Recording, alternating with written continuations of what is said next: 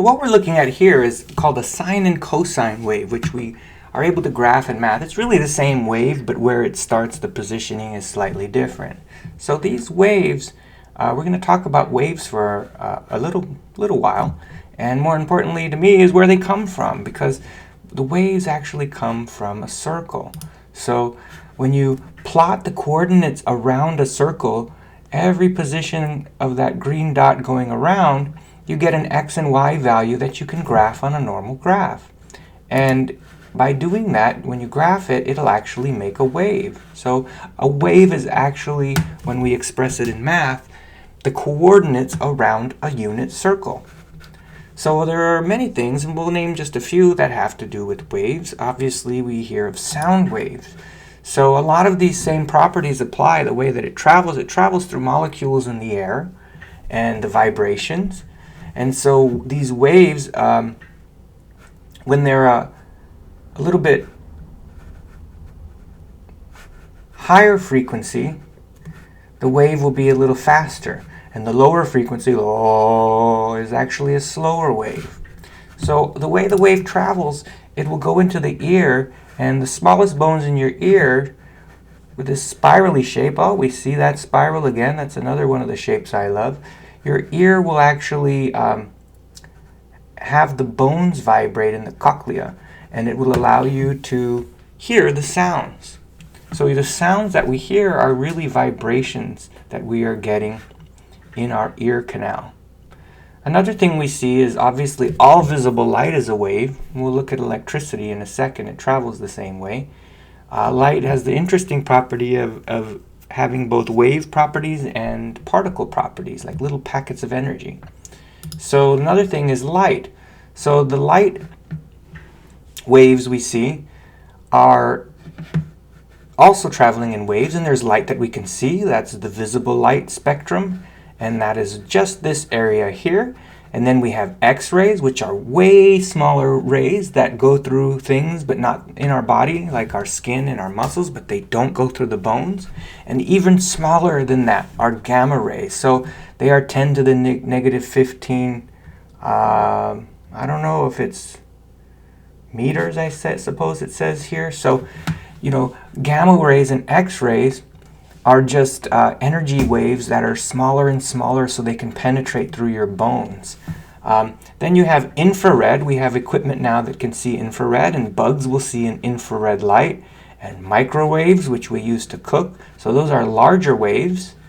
They said, I think your microwave, one wave is like almost halfway through your microwave oven. That's why the microwave oven spins, because the waves aren't small enough to penetrate all of your food. So to make sure everything gets warm, you got to spin the plate around as the waves go through it to warm it up. And then we have radio waves. I remember there are FM waves and AM waves, and the AM waves are so large that they can't penetrate through a tunnel. So that's why AM radio, you lose the signal when you go through a tunnel. So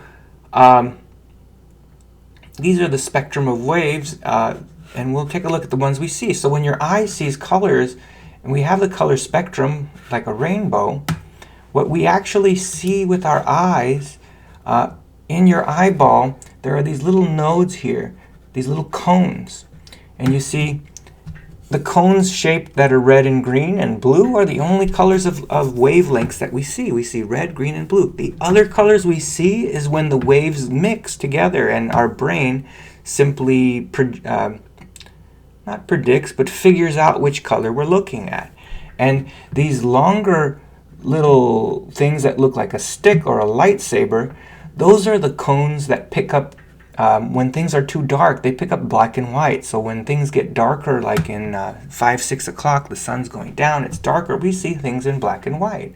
So that's why when things are dark and the light's not on, there's still some light, but it's not visible light where we can see colors. So we see shades of gray. Now the interesting thing about, these are what the cones look like. The interesting thing about the colors that we see is that things work in the opposites in the color spectrum. And you could watch many videos on YouTube about any of these ideas. These are just to kind of expose you to them. So the color wheel, if we take the color wheel that we use even in artwork, it kind of can help us explain what we see. So when we see a red rose, you're seeing not red, the color red, or the vibration of the waves of red.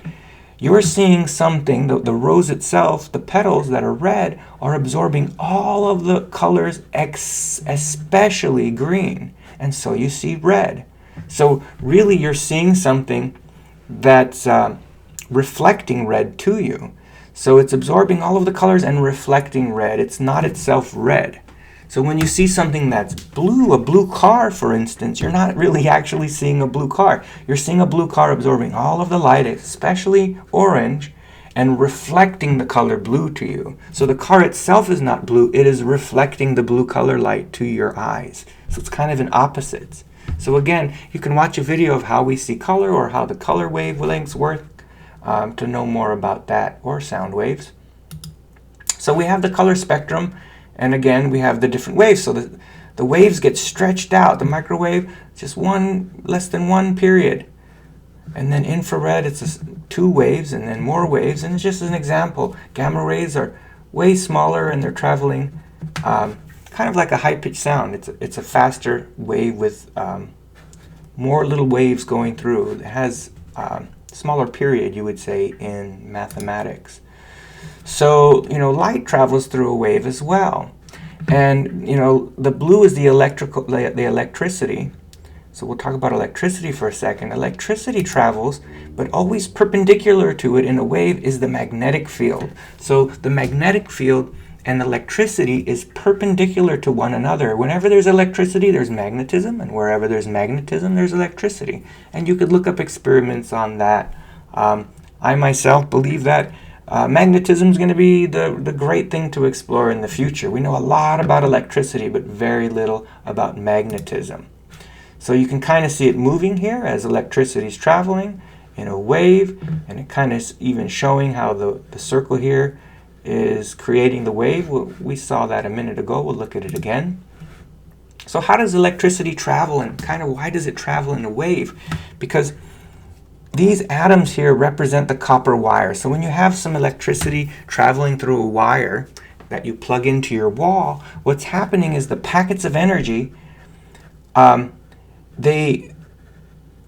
a little bit of chemistry. They take the atoms of copper, and the outer shell is called the valence electron. So the valence electron jumps off of one atom of copper, goes on to the other one, spins around and jumps off of that one, and then goes on to the other one, and it continues like that, and it travels up and down the circles into a wave, up and down the atoms. So electricity also travels in a wave.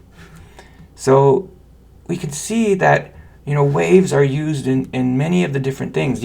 Gastronomy is the study of smells, and smells and things in the air also travel in a wave. If you've ever seen smoke coming off of an incense, it kind of floats around in wavy little patterns.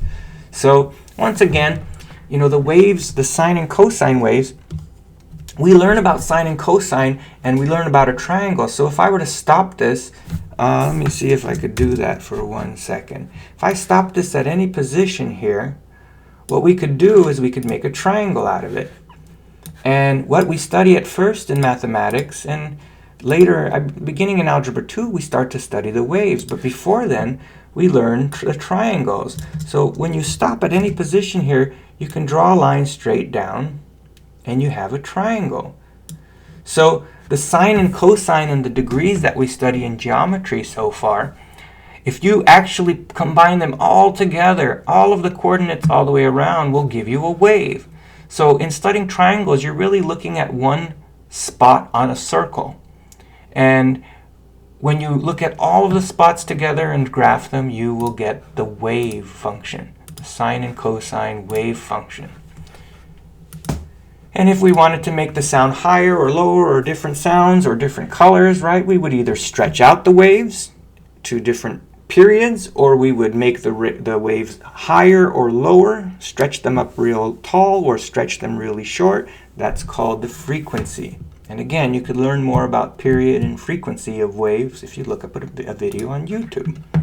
So this is kind of what I was saying. If you take any of these coordinates, any spot on a triangle, you're really analyzing a degree angle and an x and y coordinate, the sine and the cosine of it. And when we graph all the way around and put them on a graph, we have the sine and cosine waves. So you can see that waves are really something interesting, and it's interesting to me how everything seems to always relate to circles. We live on a circular planet. All of the atoms of everything that's material here on Earth, from a human to a rock, is made of atoms with circles, and things like electricity are traveling in waves. We have stars in the heavens, and they spiral around kind of in waves. We even have a wave on the double helix in our DNA.